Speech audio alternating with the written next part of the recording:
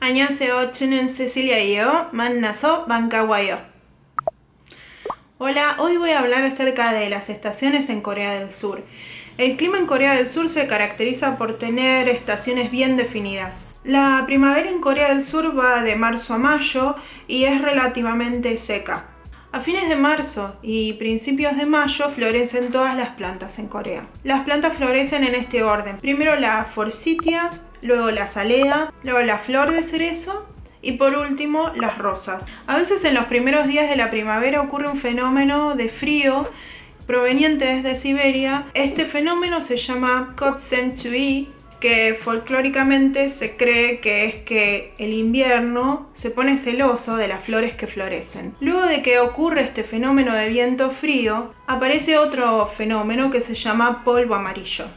El polvo amarillo se genera en los desiertos de Mongolia y Kazajistán. Se generan unas nubes de partículas de polvo fino que se arrastran hasta el sur de China, la península de Corea y también gran parte de Japón. Esto solamente ocurre en primavera. Este fenómeno se llama Hwangsa y cuando ocurre mucha gente tiene que usar barbijo porque el polvo amarillo hace muy mal a los bronquios. En toda Corea se realizan festivales de la flor. El más famoso es el que se hace en Jeju.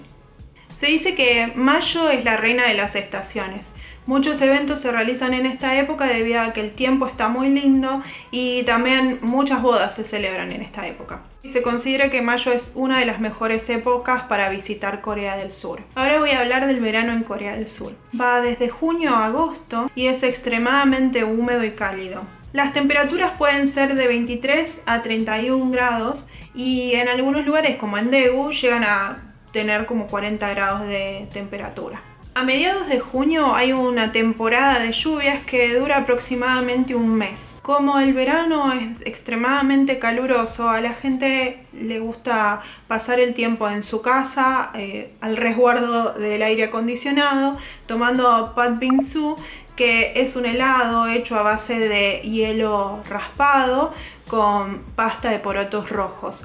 O si no, también lo que hacen es comer mucha sandía y una infinidad de helados de palito. Los coreanos suelen tomarse vacaciones en la época del verano y pueden llegar a ir o a la montaña o a las playas. Suelen ir a Mangsan, Naksam, Sokcho o Hwangin por sus amplias playas. También van mucho a la isla de Jeju, que es una isla volcánica que pertenece al Patrimonio Internacional de la UNESCO.